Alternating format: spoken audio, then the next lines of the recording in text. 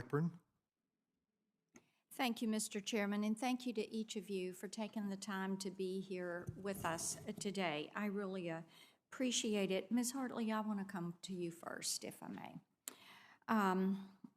The Dobbs decision, I've been so interested to see the way different legal scholars have approached this, and I had read that Justice Ginsburg had weighed in on the failures of Roe, and noting, and I'm going to quote from her, she said, "It seemed entirely to remove the ball from the legislator's court," end quote.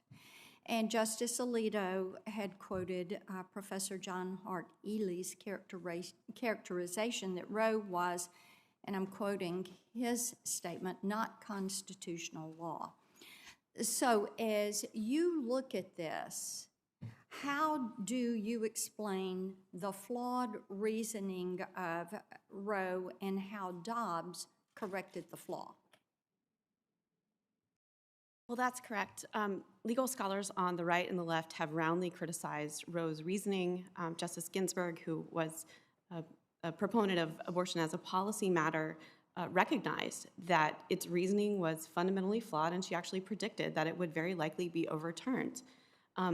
If I can connect this to the discussion about the year 1868, the reason that is the touch point is because that abortion advocates have insisted that the right to abortion somehow emanates out of the penumbras of non-existent words in the Due Process Clause of the 14th Amendment, or they also sometimes say it may be in the 4th or the 5th or the 9th or other amendments.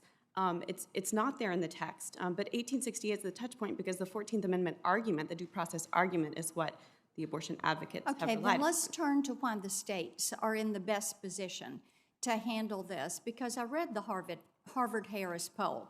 44% of those polled wanted their state legislatures to set the abortion standards. Only 31% wanted Congress to do this, and only 25% wanted judges. So why are the states in the best position to do this in a fair and equitable way? That's how the people get their voice heard, is that they through their elected lawmakers in their states, have a voice and a vote in enacting the policy. And in 1973, 46 states completely protected life with extremely limited exceptions, and Roe overturned that. So even that recently, that's what the American people wanted. So what advice would you give states that are looking at taking this up? This is an opportunity. This is an opportunity, finally, that states have had the shackles removed from Roe's judicial power grab. It's an opportunity for the people to have a voice through their elected lawmakers to enact policies that support the dignity of women, that protect unborn life, that protect the health and safety and welfare of the citizens, and protect the integrity of the medical profession, to remove this barbaric procedure that destroys families, destroys communities, and has ended the lives of more than 60 million babies. And I've talked to women on all sides of this issue, as you can well imagine. And I find it so interesting once they realize that much of what they've heard in the mainstream media about there being a federal abortion ban is incorrect, and they realize this goes to the states. That changes the nature of the conversation. Ms. Matzke, I want to come to you for just a moment.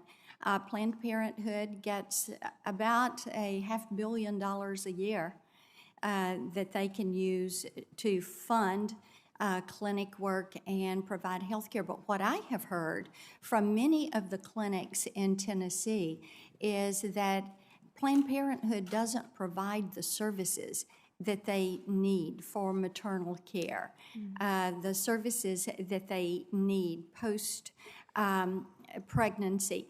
So talk with me a little bit about the services, what people are asking for. I've thought this would be interesting to us as a committee, Mr. Chairman.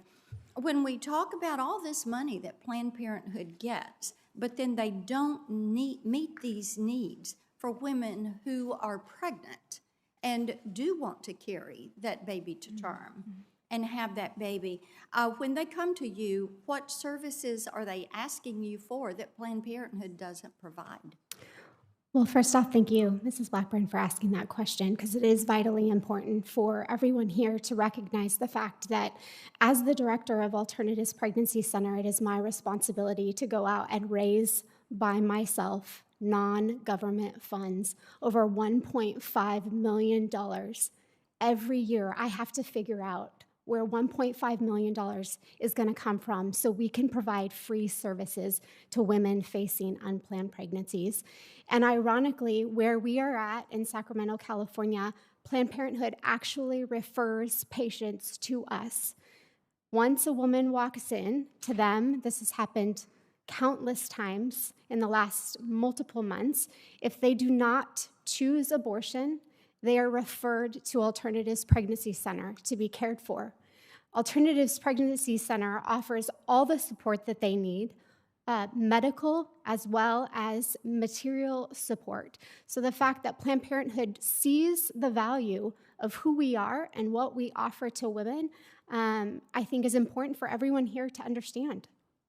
Well, and Mr. Chairman, I think as we look at this issue, this is something that we would want to look at as to why they do not offer that full array of healthcare services for women.